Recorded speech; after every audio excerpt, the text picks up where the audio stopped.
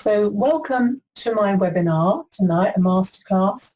This focus tonight is about the August eclipse. It's on the 21st of August 2017, and it's a very important, it's a really important eclipse. They happen twice a year, but this one is important in two ways. First of all, it is conjunct the royal star, which is called Regulus. It's at 28 degrees of Leo. And also it's going to pass right across the center of the United States of America, which is rare. And that's the reason why it is an extraordinary eclipse. So in this eclipse masterclass tonight, I'm going to look at the chart of the eclipse, the astrological chart. I will talk to you about the astronomy of eclipses, just so you have that information. I also will be talking about what this August solar eclipse signifies, and especially in regard to Donald Trump's chart, because he's very connected to it. If you've read around Facebook, you might already know that. I also talk about what the moon's nodes represent, because an eclipse is to do with the nodes of the moon. I look at the spiritual significance of a solar eclipse, and I'm going to describe the Vedic myth called the churning of the oceans that explains the deeper meaning of eclipses. So let's go for it. Here we have the chart. It's my usual public chart. In other words, I use the color wheel, hopefully to let you see it if you're not an astrologer, to get more of an idea about it.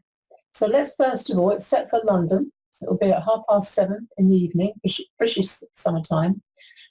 And all the planets here in Leo, Mars, the North Node, the Moon, the Sun, and Mercury.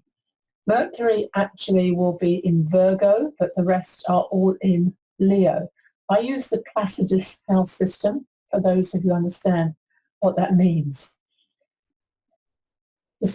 At an eclipse, the North Node and the South Node, well, they are always opposite, and that's what that red line signifies. And it does begin the first solar eclipse with the nodes in Leo. As the nodes change every 18 months, they go backward through the zodiac. So now we have the North Node in Leo, the sign of royalty and leadership, and it is a fixed fire sign, and it's opposite Aquarius, which often represents in a mundane chart of the people. Aquarius is very much to do with humanity. It's also about rebellion, and it's a fixed air sign. Air is mental. So we have fire opposite air, and we have the inspiration of the fire energy, and then the circulation of the air energy. So as I said, the Sun and Moon are right next to the royal star called Regulus. It's called the royal star simply because so many people in royalty have that star in their charts. I mean, it came the other way around. Of course, the royal star was there first. But it's also next to Mars, and that's very important.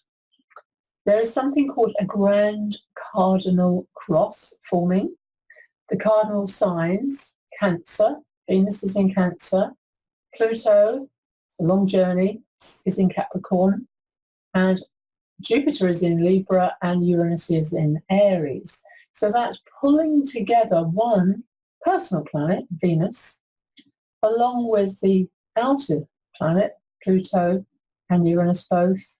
And they've been, you can't see them, but they're not as strong a connection as usual, but even so, Jupiter is kind of linking everything together. And Jupiter's now moving forward. It's in the sign of Libra, to do with harmony, peace, justice, and it's governed in turn by Venus in the emotional sign of Cancer. There's also a grand fire trine formed by Saturn. Also, it is retrograde at the moment. It will go forward in August. That's cheers to a lot of people. It is finally going to move out of Sagittarius by the end of the year. It is also connected to Uranus, That's a good thing. Trine's a positive energy. Saturn is the old way. Uranus is the new. And it's in a trine also with Mars. You might see that 20 degrees, very strong here, 20 degrees of Leo. So that's the fiery energy, enthusiasm. That's what fire is. It goes up, doesn't it, fire? So it always brings that optimism, flavour. And Saturn being naturally to do with being grounded, it means that something practical can result because of its energy, along with something that's to do with genius, which is the Uranus factor. Mercury will be retrograde. It's going retrograde in August on the 13th, and it's in a very good sign. Mercury is exalted in Virgo, and that bodes very well for all communications throughout the whole of August, actually. So it's retrograde is always when the planet is closest to the Earth. I have my opinion is that it is stronger when it's closest to the Earth, the planet, and therefore it's a very good time to sort things out. That's the nature of Virgo, to be discriminating, sort the wheat from the chaff. What's really important? What are your priorities? And because it's ahead of the sun, then it joins the sun, then it goes back. So it is now changing from being in this chart, it will be behind the sun. When it's ahead of the sun, it's like a scout. When it's behind the sun, it's acting more like what we call the psychopomp. A brief discussion on Mercury there. Now, the path of this eclipse, it can be seen first from land in the US shortly after 10:15 a.m. PDT in Oregon and on the Pacific. And as you can see, it's sweeping right across the center of the states. So it's going through Salem, Oregon, Casper, WI, my geography is bad, Lincoln, NE, Kansas City, Nashville, TN, Columbia, SC, and finally Charleston. So it is really, these are the middle states of the US, and this is unusual. Okay, it has not happened for a long time. And when an eclipse goes across a country, it is very relevant because it's something that is to do with the country's character, astrology as such, and it has an effect. Right? It has an effect. If you've seen an eclipse, and they're very rare, solar eclipses across the countries, and I'm going to be looking at the 1999 eclipse, which came across the UK, it's something that you remember if you've witnessed it. And also, it is spiritually significant. So there's a picture of an eclipse. Here it is. You see the diamond at that wonderful corona around the sun. You've seen the sun. So it is a wild card. No one can predict what will happen at an eclipse. If you think an astrologer says, oh, this is going to happen, sorry, we don't know. We really don't know because it's very inconsistent. It can be stressful. It can expose hidden problems. We're already building to this eclipse, although we're not there yet. Chaotic and unexpected events can occur, and at a solar eclipse, external events that we haven't consciously caused. So in other words, this is unconscious, and as a result, we can't predict. The royal star, Regulus. Now this royal star, 29 Leo, has the honor of being the closest star to the ecliptic. I'm quoting off the internet, and therefore closest to the red carpet path of the glorious sun. It has, however, a negative side. It can give violence, destructiveness, military honor of short duration, with ultimate failure, imprisonment, and violent death. Now, the stars, the fixed stars, were often interpreted in a very fatalistic manner. So I would like you to take this with a pinch of salt, please. Bernadette Brady, she's a modern astrologer, very, very clever woman, brilliant woman, and her book, Eagle and the Lark, which I highly recommend, she associates Regulus with downfall. And she's saying it's pure, divine, masculine energy, which she's saying these days is often portrayed in Hollywood at its lowest, crudest vibration.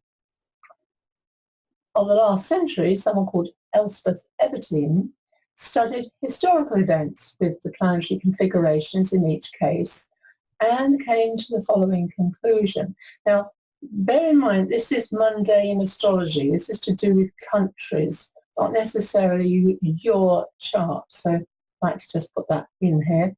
But she does say when Mars or Saturn are in conjunction with Regulus, this is happening at this eclipse, Mars is there, especially exciting events are always recorded. I like how she uses the word exciting. Assassinations, coup d'etats, revolutions, revolts, demonstrations, overthrow of heads of state, and similar events. In other words, cathartic. And Mars is, of course, the planet of war. Now, if you have, as a politician, and this is leading on to Donald Trump's chart, because he has got this, the ascendant conjunct Regulus can bestow great honour and wealth. It is a royal star. But it also can be violence, trouble, sickness, fevers, acute disease, benefits seldom last, favour of the great, victory over enemies, and scandal. Now, let's look at his chart. And I think I say, if you know Donald Trump and what he's been up to, this kind of fits with his personality. There is one other thing to mention, and this is the Lionheart, the Virgin. This picture was on the cover of Vanity Fair. You might notice the actress here. But it reminds me of the Strength card in the Tarot, and the reason I've got it here is, with 20th century Regulus, the risk of downfall is only great, this is really important to understand this, if one resorts to display excess pride, egomania, arrogance, and most of all, it's known as revenge. It's said that the higher these lines climb, the bigger the risk of falling from grace. Now this again, I'm quoting off the internet. However, I think this pride comes before a fall attitude may be another way to keep the average person down. And there's nothing wrong with genuine self-love and confidence. Being the best and aiming for excellence is almost frowned upon these days.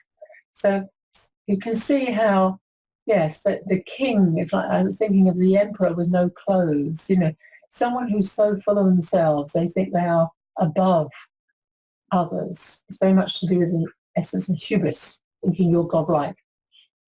And of interest, Regulus officially entered tropical Virgo on November 28, 2011. And this is the feminine energy.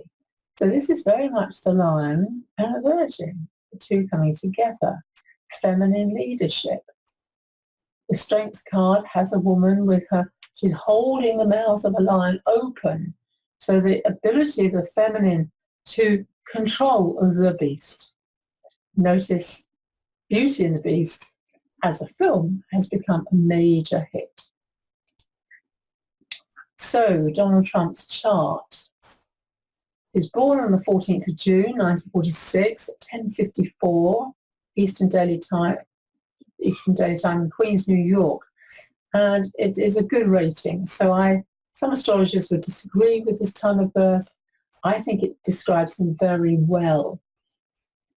His ascendant, this is his ascendant, here's Mars, right on that ascendant with Regulus. He's a Gemini who was born at a lunar eclipse. That's what the North Node is there. The South Node next to the Moon. Uranus is involved. This is why this man is so unpredictable. He can be genius, but also you really don't know what he's about to do or say next. He has the Moon in Sagittarius. Well, if you remember what I just showed you about the chart of the eclipse, Saturn retrograde is right on his Moon, as well as the eclipse on his descendant. Therefore, he is very much in the spotlight at this time, especially because, of course, he is the president of the US. He's not just an ordinary guy. Just as a something I've noticed very clearly with him. He has Mercury in Cancer, and it is making a right angle to Neptune in Libra. And this, I believe, is very much describes how he believes his own tweets, his own rhetoric, whatever he says, he thinks it's true. However, I think we know that it's not. He's going through Jupiter return. That is his ascendancy to prestige and fame. Of course, Jupiter does bestow that. And if you're going through that too, it's a fortunate time for you. Also, what is important to know is a lot of presidents in the US have got a signature to do with Leo. And President Bill Clinton's birthday happens to be on the 19th of August. So his sun is on Regulus, so he might well be affected by this eclipse. His daughter, Chelsea Clinton, you know her time of birth, her North Node is also at 28 Leo. Unfortunately, we do not know Hillary Clinton's birth time, so it's been last year with the election, it's been so difficult to, for anyone to predict. However, good astrologer that I know of, a Vedic astrologer, did see Donald Trump getting in, and she was looking at Chelsea Clinton's chart. So if you don't know somebody's chart, you might know their son or daughter, and that's often a way of you understanding what might be happening to the parent or you as a parent. So what happens at an eclipse? Well, it's an alignment. It's important to know that. It's the Earth and the Moon aligning with the Sun. The shadow, that's an important thing to know, of one body is cast by the Sun, falls on the other. So here's the Sun, here's the Moon, here's the Earth. And you can see that exactly as the Moon is in exactly the right place, it has to be exactly the right place, that's when you get the shadow falling on the Earth. And the shadow is an important concept to recognize with eclipses. And the Vedic interpretation of the nodes of the Moon, they are called shadow planets. So twice a year at a new moon, when the Moon is in conjunction with the Sun in this way, the Moon can pass in front of the Sun as seen from a narrow region on the surface of the Earth, and that's what causes the solar eclipse.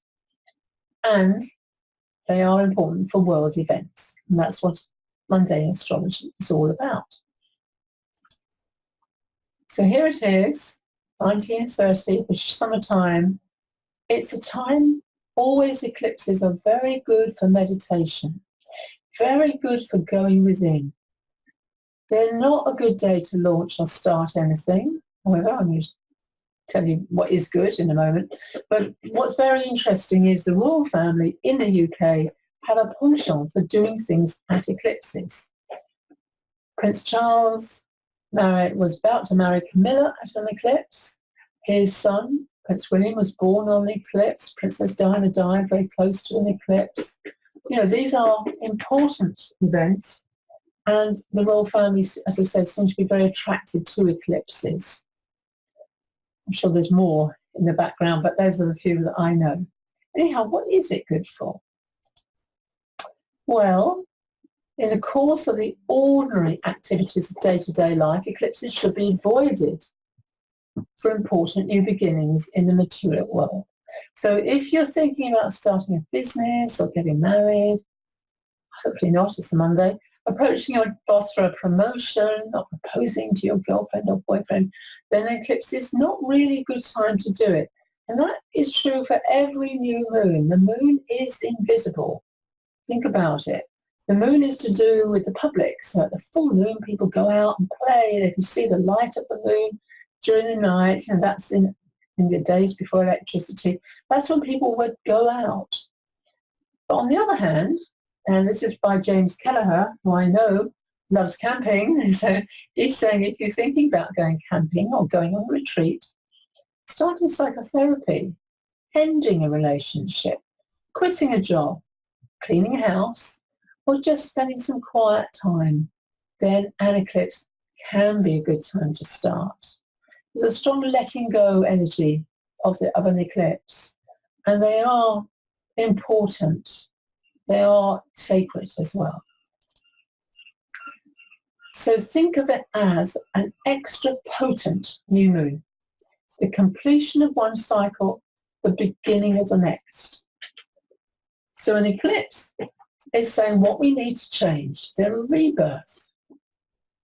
And the energy lasts about 6 months. So the degree of this eclipse, 28 Leo, will be ultra sensitive. So actually is a total eclipse. Apologies, that's an old slide I've been reusing. So in regard to what we call orbs, it's important to keep orbs tight. A maximum no more than 2 to 3 degrees is effective. And I'm going to talk, what we call the Saros cycle, I'll talk about that in a moment, is also about 1 to 2 degrees. So bear with me about that one.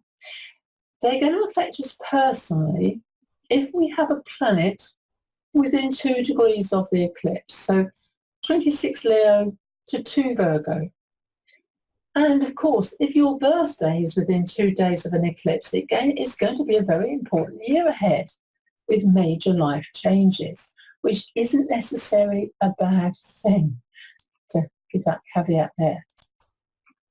So here I'm showing you another little diagram, because the nodes of the moon aren't planets. They are 2 opposite points where the Earth's orbit around the sun crosses the moon's orbit around the Earth. And in Vedic astrology, as I've said, they're known as shadow planets. The north node is called Rahu, and the south node is called Ketu. So eclipses occur when there's a new moon, that's the solar eclipse, or a full moon, that's the lunar eclipse, within about 15 degrees of the nodes of the moon. So the further away, the more it's a partial eclipse. The closer it is a total eclipse. And as I've said, they occur twice a year.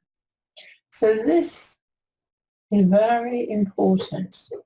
The nodes in the moon, they're in your chart. They're known as the axis of destiny. So as I've said, they stay in one sign of the zodiac for approximately a year and a half. So people born in that time span are your soul group. And in approximately 18 years, that cycle repeats. And people born 18 years apart from us will share the same lunar node sign. So you can say that they're also aligned to our soul group. It is a really fascinating thing that, do you know anyone roughly 18, 19 years difference to you, either younger or older, because you have a lot in common. The nodes move backward through the order of the zodiac. So again, they spend 18 months in each sign. And they're key indicators of places of growth and also stagnation. So if you really feel into this, they are connecting 3 primary astrological elements. These are the most important things for in all of us in our charts. So the habit and emotion, that's the moon. Creativity, consciousness, that's the sun. And the place where we live, our Earth. So we are really kind of, you think about that, to me it's about your sacred promise. You know, what you've come to do on planet Earth, where you've come to live your purpose, the sun, and also connect to your heart and your emotions, the moon. So from 28th of April 2017, right up until the 17th of November 2018, the moon's nodes transiting through Leo and Aquarius. Just, I mentioned mean nodes there. There are 2 ways of calculating the nodes. One is called the mean nodes. The other is called the true nodes. The true nodes kind of go forward and backward, forward and backward, forward. I personally try both. I use the mean nodes as an average. They are going backwards, basically. That's the whole point. So anyhow, over this period of time, issues of leadership, Leo, will be up against independence and rebellion, which is what Uranus and Aquarius represent. The people, very much the people, versus the kings, dictators, those in charge. She's not the same as Capricorn, like for instance, the CEO or the prime ministers are more Capricorn in nature, rather than a president, which is more like a king. Make that distinction for you. So the symbolism of the nodes. I love this particular diagram. It's the North Pole. That's what you're seeing there. So as the moon reaches its north node, it enters the area of north latitude. It's as if it were opening itself to cosmic or spiritual influences, symbolically represented by the North Pole, and more specifically, the pole star Polaris. Thus, the North Lunar Node represents the point of intake of spiritual cosmic energies, and it was called the dragon's head, the nodal axis being symbolized by a dragon. And the dragon is, Draco is this star group that actually is right there at the North Pole. If you can see that, there it is. And there's Ursa Minor, pardon me, and Ursa Major is somewhere to be seen as well. Can't find it at the moment, but it is there for those of you with eagle eyes. But look at these stars at the North Pole. You've got Borealis, you've got Hercules up there, you've got Vega, Lyra. It's quite wonderful. There's Polaris, you can see that too. So all of these, Cassiopeia, all these wonderful star groups, these constellations. But Draco is basically protecting that North Node, that North Star, should I say. So the South Lunar Node was called the Dragon's Tail.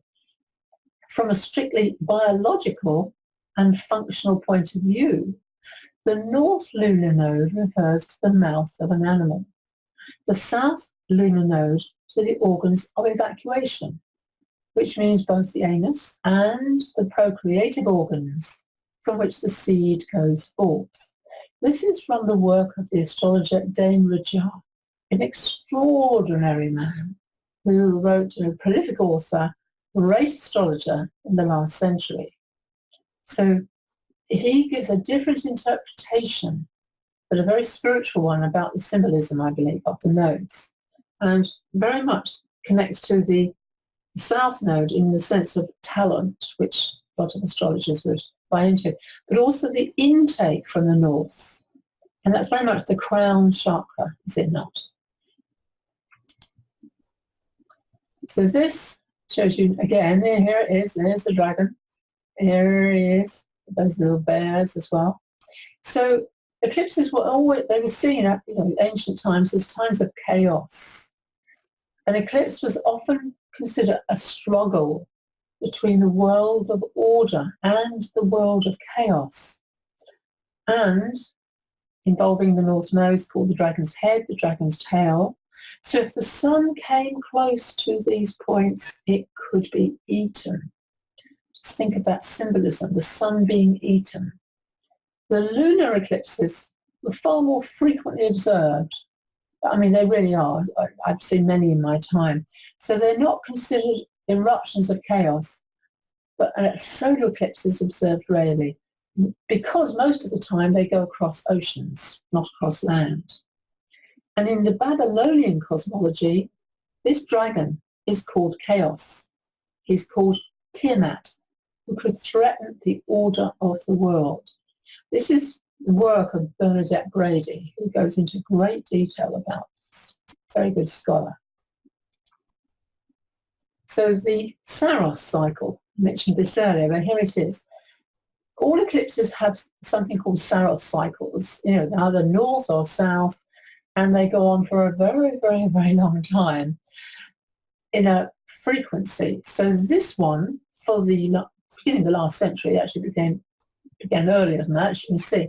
But, if you just have a look at those, you might remember, think of 1909, 1927, 1945, end of the war, 1963, 1981, 1999, emphasis there, 2017 and 2035.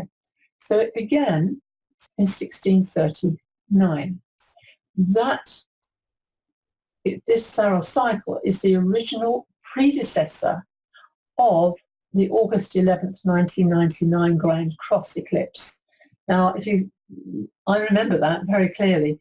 It was, of course, a major eclipse that marked the turn of the millennium.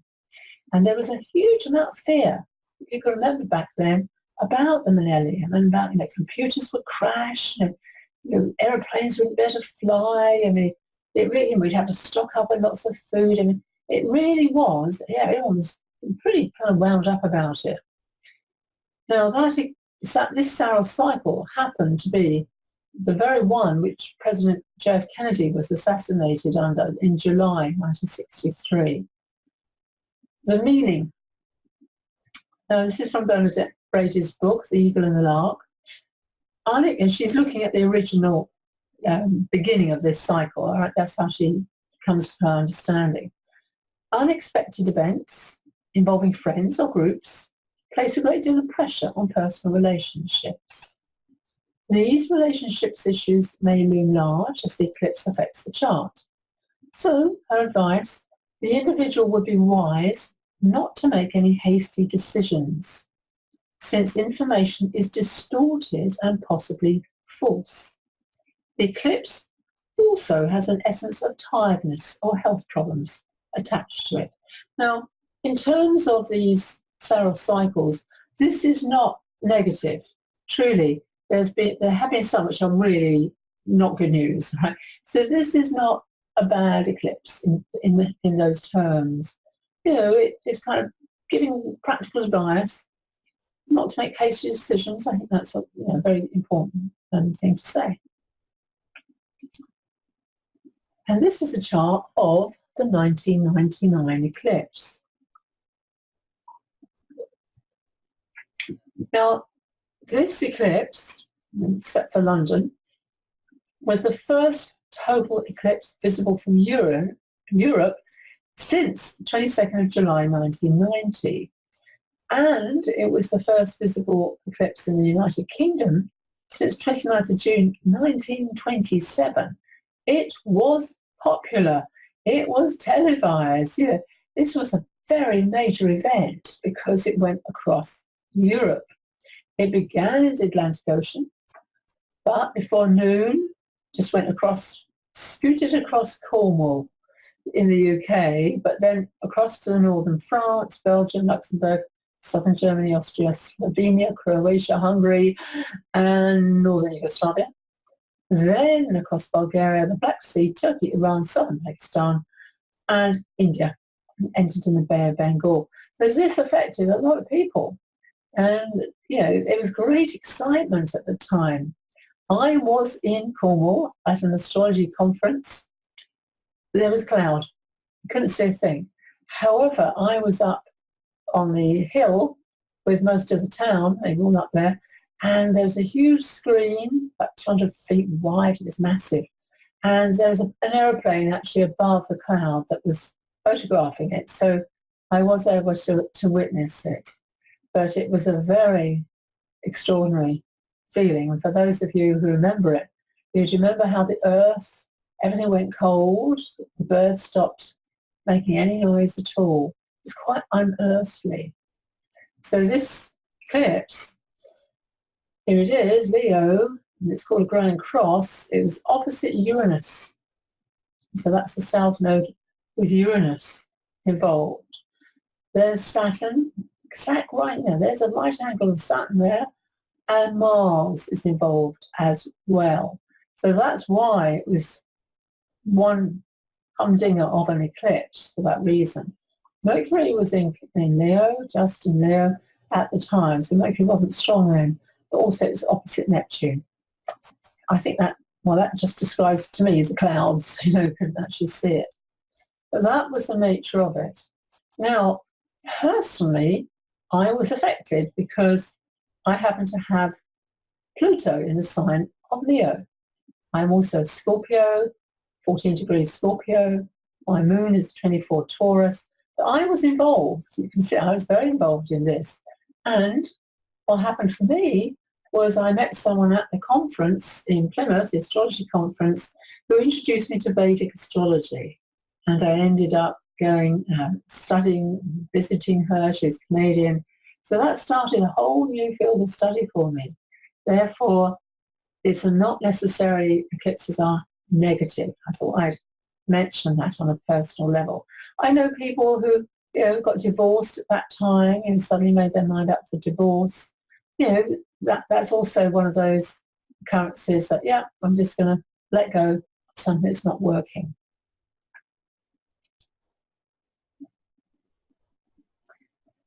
My next slide, the Vedic view. I love this story. It's called The Churning of the Ocean. And hopefully you can see this in this illustration. And what it is, it's the story of the eclipses. It's the understanding of them. And the idea is, the concept, and various variations on this, but the one I was taught was the gods want the nectar of immortality. It's called the Amrita. They need the help of the demons, who are not the devil. This is not the Christian myth at all. And they say to the demons, if you help us, we'll share this with you. Now, the gods had no intention of keeping their word. And the demons, obviously a little bit thick, they brought this into the story. So here they all are. They are wrapped one big demon. He's like a snake or a serpent around the universe. Mount Meru is the rod. And the oceans of the universe were churned over eons of time. And finally out came the nectar of immortality. The gods had a banquet.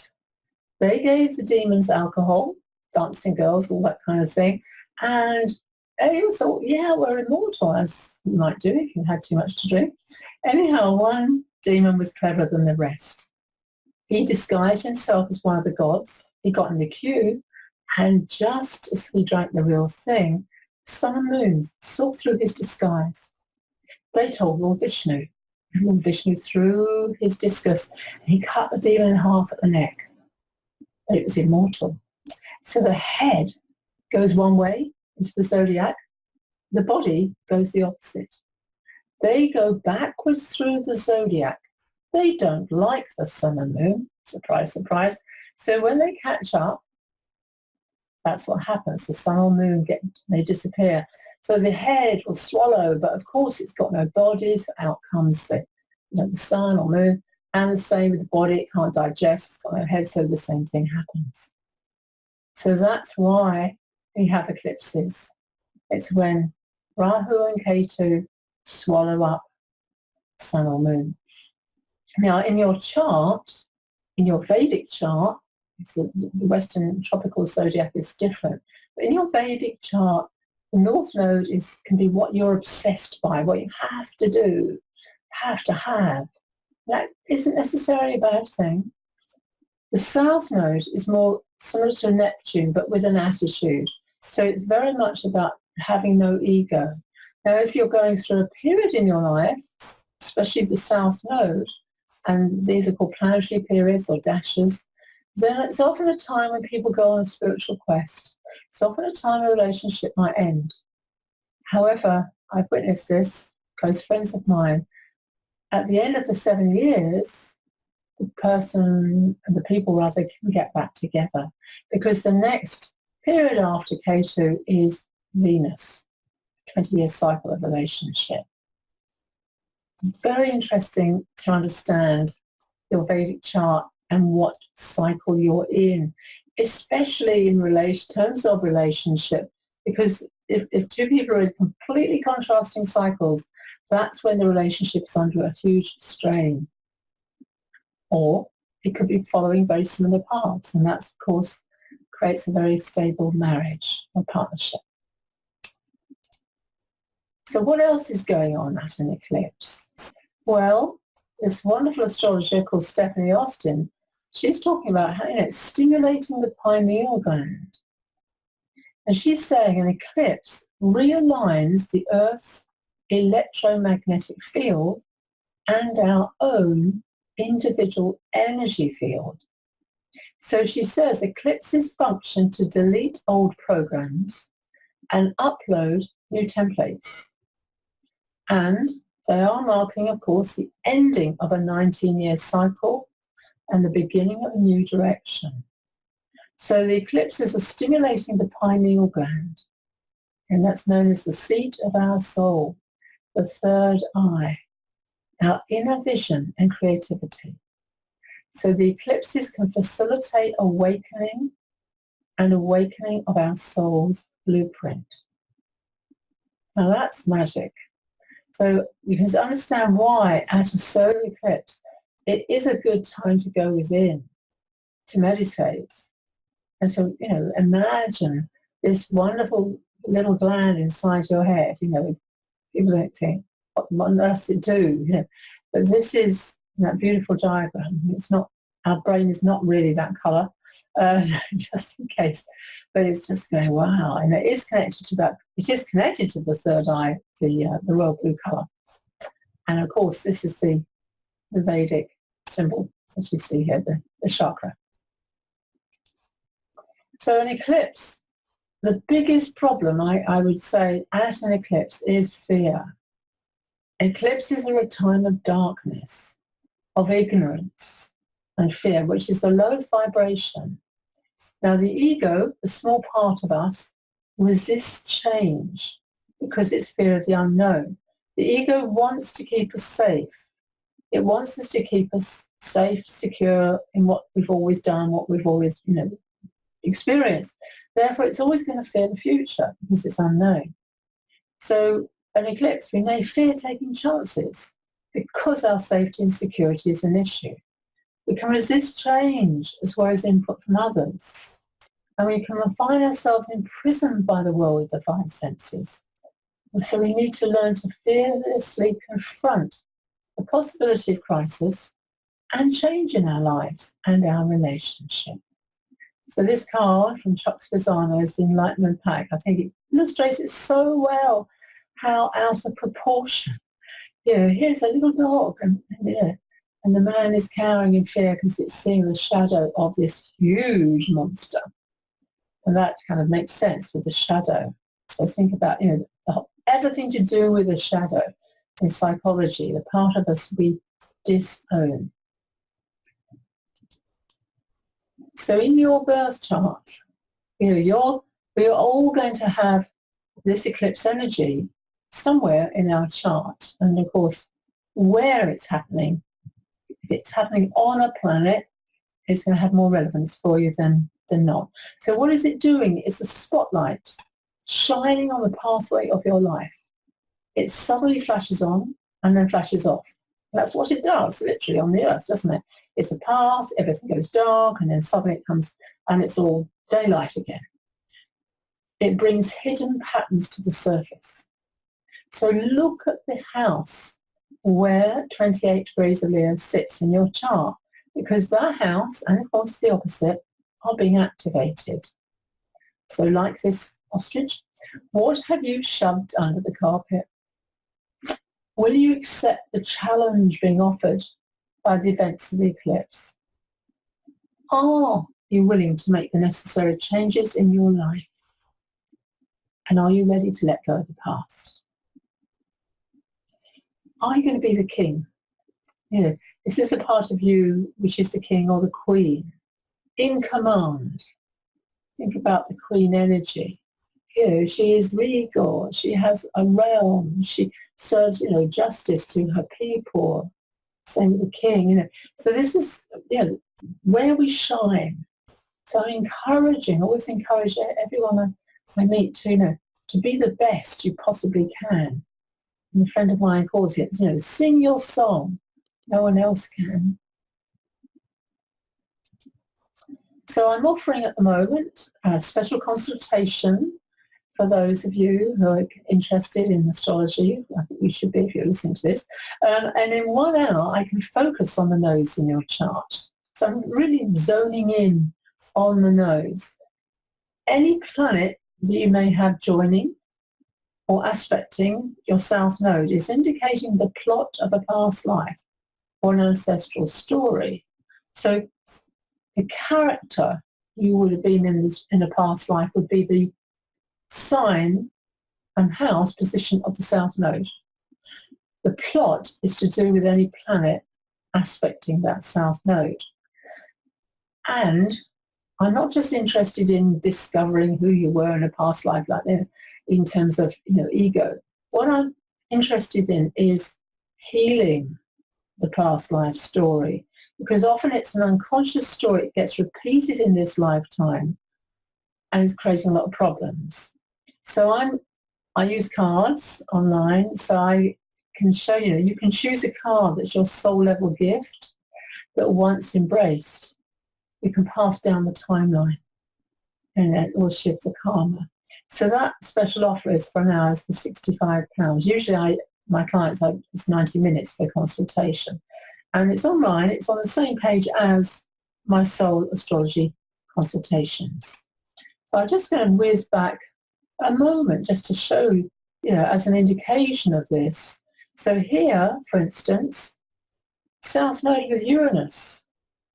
That would indicate this was somebody's chart, and more than likely somebody was born that day, I'm sure it was, a revolutionary, somebody in the past who was definitely revolutionary. And 1, 2, 3, that in this chart would be the fourth house in a home. The ancestors also, the fourth house. But very, very strong energy there because Uranus is in its own sign, Aquarius. Okay. Now the plot is complicated because the plot involves Saturn, Mars. So Saturn and Mars opposite are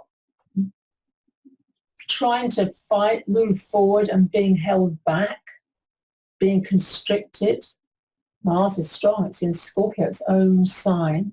So here's someone revolutionary, but forces they had no control over were preventing that. And, the North Node's in Leo, where the Sun is, and there's a sense also there, of course, of wanting to rise above maybe the mundane or, say a lifetime where you're very poor, but very, communist, it could be even communism. I introduce the astrology, but I also rely heavily on somebody's own intuition because the story is within each and every one of us. So thank you. This is the end of my presentation. Hope you've enjoyed it, and I will now sign out and look forward, hopefully, for you, if you're not on my newsletter, to join my newsletter, and I look forward to getting to know you better.